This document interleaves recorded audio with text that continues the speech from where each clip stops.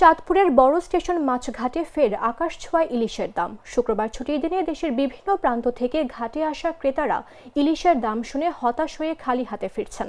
সংশ্লিষ্টরা বলছেন, সরবরাহ কমে যাওয়ার বাজারে ইলিশের দাম প্রায় 3 গুণ বেড়েছে। ঘাট ঘুরে দেখা যায় 1 কেজি ওজনের একটি ইলিশ আজ বিক্রি হচ্ছে 4,000 টাকা থেকে 4,500 টাকায়।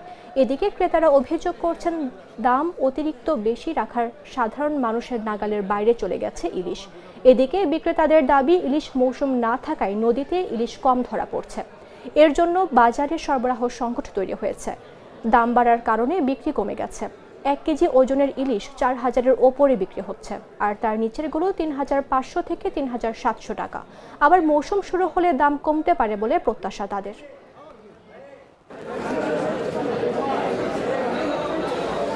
এবছর এমনি মাছের সংখ্যা অনেক কম ছিল, বলা চলে একটা রেকর্ড পরিমাণ কম। তার উপরে এখন আনসিজন চলতেছে, তো আনসিজনে আসলে মাছ একদমই থাকে না, যে কারণে কেজি 4 থেকে 5,000 টাকা। আজকে ঘাটে দেখলাম মানে 1 কেজিওয়ালা মাছ একটাও আসে না, যা একটু ছিল এগুলো পুরান মাছ। কত পুরা ঘাটে দিলে আপনার হয়তো 2-1 টন মাছ থাকবে।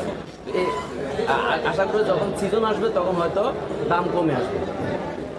আসলে ভাই, আজকের বাজারে এই পর্যন্ত আমরা ইলিশ মাছ মনে হয় সারা ঘাটে 2 হইতে 3 পিস 1 কেজি ওয়েটের ইলিশ মাছ বিক্রি করেছি।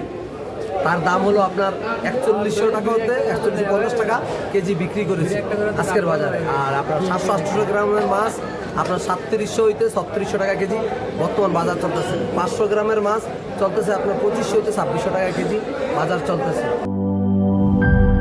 লাল সবুজের দেশে নতুন রঙের বেশে ঘরে বাহিরে সাজানো বলকে রেইনবো রেইনবো রেইনবো পেইন্টস রে সাশ্রয়ী দামে দেয়াল রাঙায় রেইনবো সবার রং সবার ঘরে ঘরে Rainbow Paints, the color of joy.